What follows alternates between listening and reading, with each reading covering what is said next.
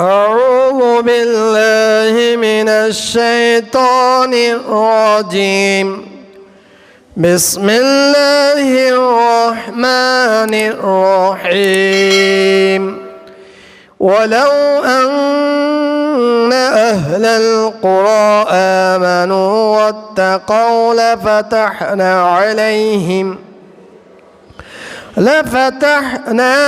عليهم بركات من السماء والأرض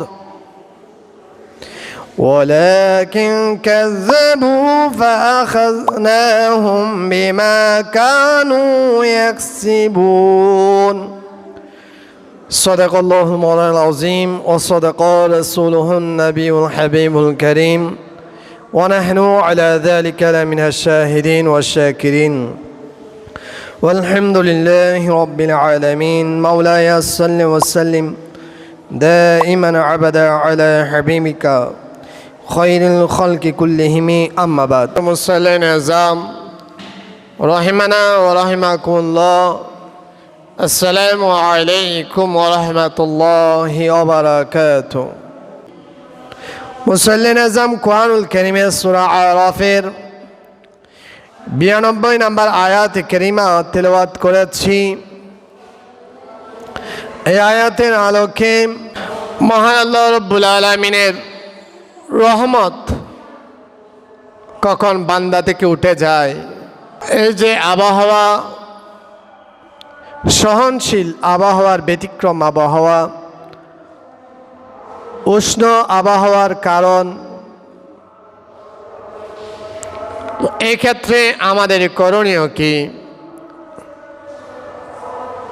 এই প্রসঙ্গে আলোকপাত করার চেষ্টা করব।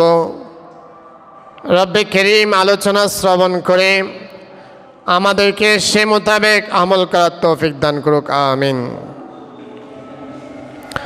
আল্লাহ রাব্বুল আলামিন অত্র আয়াতের মধ্যে বলছেন, আন্না আহলাল কুরা আমানু ওয়াত্তাকাউ, যদি গ্রামবাসী, এলাকাবাসী, জনপদের অধিবাসীরা ঈমান আনত, আল্লাহ রাব্বুল আলামিনের উপর বিশ্বাস স্থাপন করে, সপ্ত বিষয়ে ঈমান রাখে, ওয়াত্তাকাউ এবং আল্লাহর ভয়ভীতি অন্তরের মধ্যে অনুধাবন করে, লাফাতাহনা আলাইহিম, আমি আল্লাহ রাব্বুল আলামিন অবশ্যই তাদের জন্য উন্মোচন করে দেব, বারাকাতিম মিনাস সামা, বরকতসমূহ নবমণ্ডলের মধ্যে আল্লাহর পক্ষ থেকে যে বরকত রাজি আল্লাহ রাব্বুল আলামিন রেখেছেন, নবমণ্ডলের মধ্যে যা লুকায়িত রেখেছেন মাখলুকাতের জন্যে, ওয়াল আরদ এবং জমিনের মধ্যে, নবমণ্ডল এবং ভূমণ্ডলের মধ্যে আল্লাহ রাব্বুল আলামিন যা বরকত রেখেছেন, ওই বরকতের দরজাসমূহ, ওই বরকতের দ্বারসমূহ আল্লাহ রাব্বুল আলামিন বলছেন লা ফাতাহনা, আমি অবশ্যই উন্মোচন করে দিতাম। ওয়ালাকিন, কিন্তু, কাযাবু, গ্রামবাসী, জনপদের অধিবাসীরা, এলাকার লোকেরা, কাযাবু, মিথ্যা প্রতিপন্ন করেছে। আমি রব্বে করিম তাদেরকে যে নিয়ামত দিয়েছি, আমি আল্লাহ রাব্বুল আলামিন তাদের যে স্বাচ্ছন্দ্যে রেখেছিলাম, তারা আমার এই নিয়ামতের শুকরিয়া আদায় করা তো দূরের কথা, তারা আমি আল্লাহ রাব্বুল আলামিনের নিয়ামতের অস্বীকার করেছে। ফাআখাযনাহুম, আমি আল্লাহ রাব্বুল আলামিন তাদেরকে পাকড়াও করেছি, বিমা কানু ইয়াকসিবুন, ওই কারণে যেহেতু তারা যা উপার্জন করেছে, তারা যে কর্ম করেছে, তারা যে অপরাধ করেছে, সেই অপরাধের শাস্তিস্বরূপ আমি আল্লাহ রাব্বুল আলামিন তাদের উপর, তাদের কর্মফল আমি তাদের উপর ছেড়ে দিয়েছি। তাদেরকে আমি তাদের জন্য শাস্তিস্বরূপ তাদের ব্যতিক্রম পরিবেশ তাদের জন্য সৃষ্টি করে দিয়েছি। এই আয়াতের ব্যাখ্যা করতে গিয়ে তাফসীর কারক ইমামউদ্দিন ইবনে কাসির আলাইহি রহমা বলছেন, যদি এলাকার মানুষ, জনপদের মানুষের অন্তর মনে প্রাণে বিশ্বাস স্থাপন করত, মেনে নিত, বিমা জাআতহুম বিহির রুসুল, তাদের নিকট যুগে যুগে নবী রাসূলগণ যেই বার্তা নিয়ে এসেছেন, যেই বিষয়াবলী বিধিবিধান নিয়ে এসেছেন, হুকুম হাকামগুলো নিয়ে এসেছেন, সেগুলোর প্রতি যদি ওই এলাকাবাসী, জনপদের অধিবাসীরা যদি বিশ্বাস স্থাপন করত, ওয়াসাদ্দাকাত বিহি বির রুসুল, ওই নবী রাসূল তার যুগের মধ্যে যে নবী এসেছেন ওই নবীকে যদি সত্যায়ন করত, ওয়াত্তাবাতহু, এবং ওই নবীর অনুসরণ করত, ওই নবী যা বলেছেন, যে ব্যাপারে নির্দেশনা দিয়েছেন সেটা পালন করতে এলাকাবাসী, এবং যে ব্যাপারে নিষেধাজ্ঞা দিয়েছেন সেটা থেকে যদি নিজেদেরকে বিরত রাখত, ওয়াত্তাকা বিফি'লিত তাআত, এবং ক্ষুধাবিধি অর্জন করত, তাকওয়া পরহেজগারি অর্জন করত, বিফি'লিত তাআতি, আল্লাহ রাব্বুল আলামিনের আনুগত্য প্রকাশক কার্যাদি সম্পাদনের মাধ্যমে, ওয়া তারকিল মুহাররামাত, আল্লাহ রাব্বুল আলামিন যা নিষেধ করেছেন, যা সীমারেখা দিয়েছেন, যার নিকটে যেতে বারণ করেছেন, সেগুলো থেকে বিরত থেকে যদি তাকওয়া পরহেজগারি অর্জন করত, তাহলে আল্লাহ রাব্বুল আলামিন বলছেন, ওই বান্দাদের জন্য আমি আল্লাহ রাব্বুল আলামিন আমার বরকতের যা দরজাসমূহ রয়েছে, সকল দরজা আমি আল্লাহ রাব্বুল আলামিন উন্মোচন করে দিতাম, আমি বান্দাদের জন্য সকল দরজাসমূহ খুলে দিতাম। প্রস্তুতপক্ষে এই আয়াত যদি আমরা পর্যালোচনা করি, তাহলে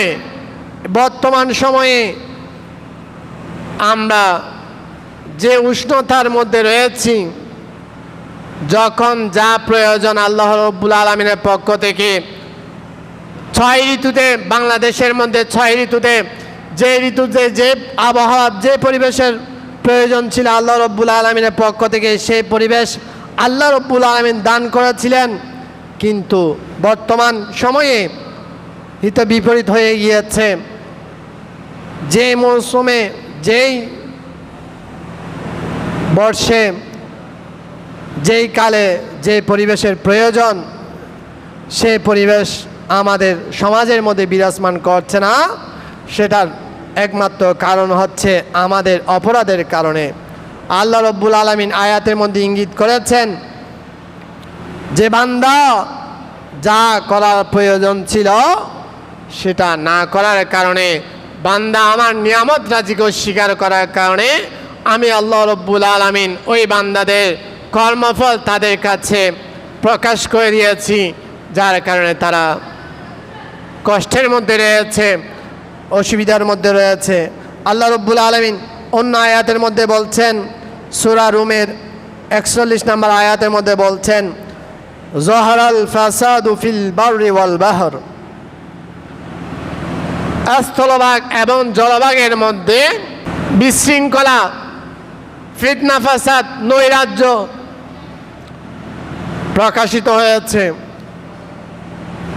জলভাগের মধ্যে মানুষ নিরাপদ নয়, স্থলভাগের মধ্যে মানুষ নিরাপদ নয়। যেখানে মানুষ বসবাস করুক না কেন, প্রতিটি জায়গার মধ্যে মানুষ বিপর্যস্ত রয়েছে, বিপদগ্রস্ত রয়েছে। এটা কেন? বিমা, ওই কারণে কাসাবাত আইদিন নাস, মানুষ নিজেদের হাত দিয়ে যা উপার্জন করেছে, আল্লাহ রাব্বুল আলামিন তাদেরকে সেই উপার্জনের ফসল তাদেরকে দান করছেন। বান্দার কর্মফল আল্লাহ রাব্বুল আলামিন বান্দাকে দান করছেন। এই প্রসঙ্গে রাসূল করিম সাল্লাল্লাহু তাআলা আলাইহি ওয়াসাল্লাম আজ থেকে ১৫০০ বছর পূর্বে রাসূল ভবিষ্যৎবাণী করেছেন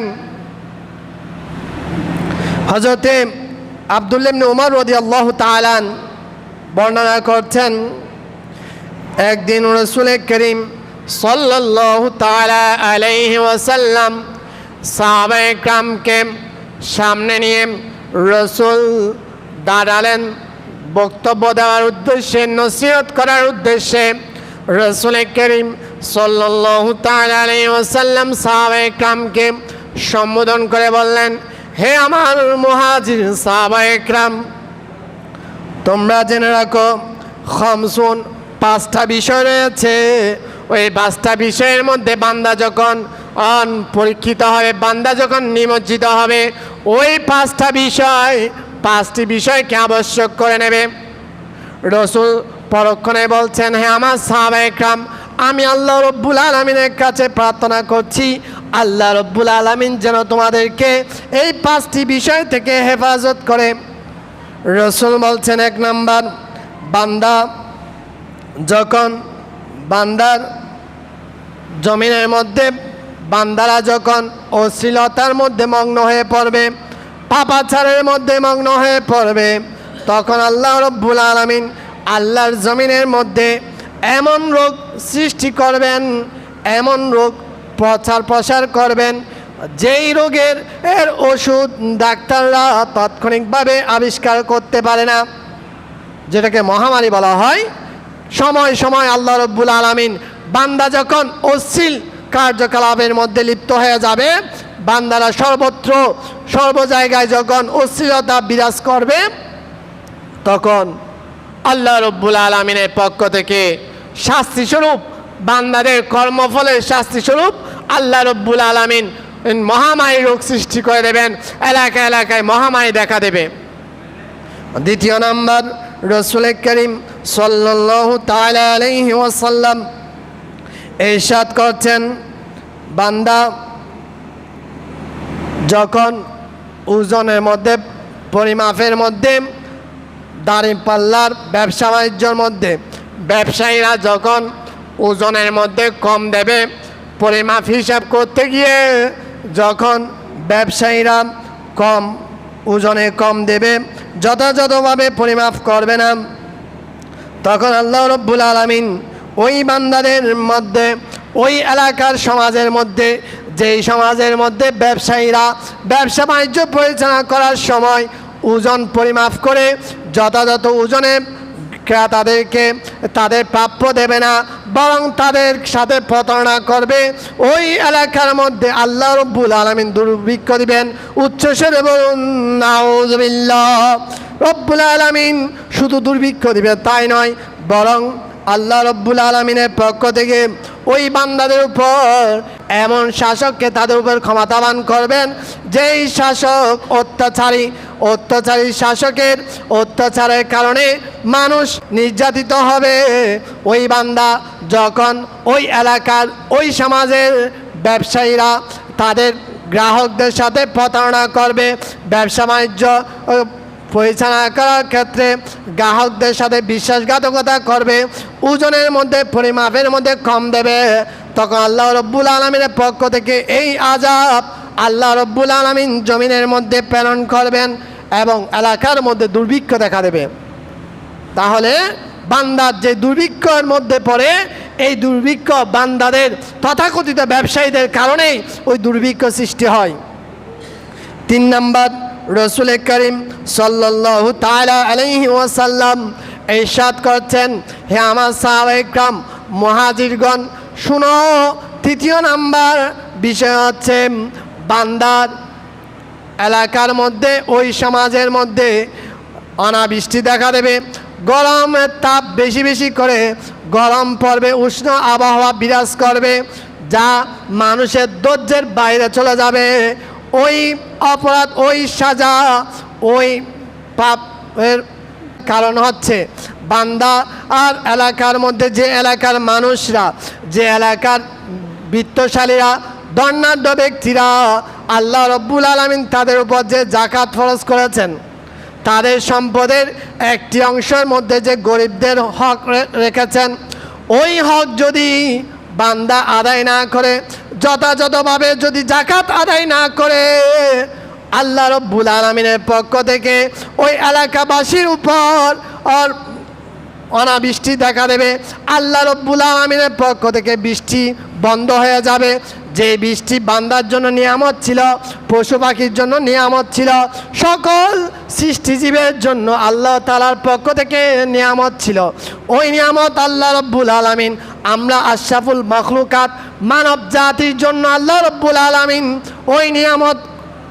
বন্ধ করে দেবেন যদি বান্দা যাকাত যথাযথভাবে আদায় না করে। তো বর্তমান সময়ে আমাদের যে আবহাওয়ার উষ্ণতা, বৃষ্টি চাওয়ার পরও বৃষ্টির প্রয়োজন থাকা সত্ত্বেও বৃষ্টি বন্ধ হয়ে যাওয়া, এটা আল্লাহ তাআলার পক্ষ থেকে একটি আযাব। আর এই আযাব আমরা আমাদের নিজেদের হাতে আমরা উপার্জন করে নিয়ে এসেছি, ডেকে নিয়ে এসেছি। কারণ আমরা যারা বিত্তশালী রয়েছি, আমরা আমাদের সম্পদ হিসাব নিকাশ করে যথাযথভাবে আমরা যাকাত আদায় করছি না। আমরা আমাদের আল্লাহ রব্বুল আলামিন আমাদেরকে যে নিয়ামত দিয়েছেন, আমাদেরকে সম্পদ দিয়েছেন, ওই সম্পদের মাত্র 40 ভাগের 1 ভাগ আল্লাহ রব্বুল আলামিন আল্লাহর রাস্তায় যাকাত দিতে বলেছেন।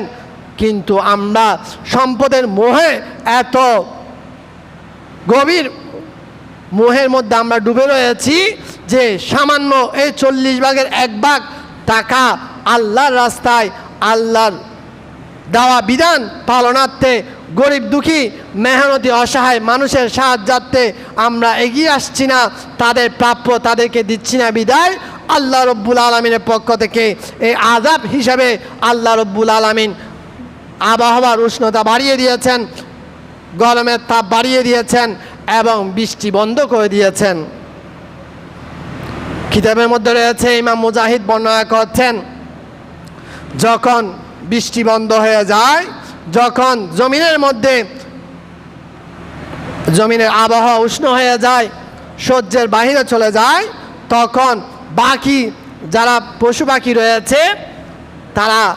মানব জাতির উপর অভিশাপ দেয়। কারণ আমরা মানব জাতির জন্য আল্লাহ রব্বুল আলামিনের নিয়ামত বন্ধ হয়ে যাচ্ছে, আল্লাহর দেওয়া রহমত বন্ধ হয়ে যাচ্ছে। এই জন্য পশু পাখিরা পর্যন্ত মানব জাতির প্রতি অভিশাপ দেয়। তো এই যে বর্তমান উষ্ণ আবহাওয়া, এই আবহাওয়া থেকে যদি পরিত্রাণ পেতে চাই, তাহলে আমরা যারা ধনাঢ্য ব্যক্তিরা রয়েছি, আল্লাহ রব্বুল আলামিনের ঘোষণা মোতাবেক রাসূল বলছেন,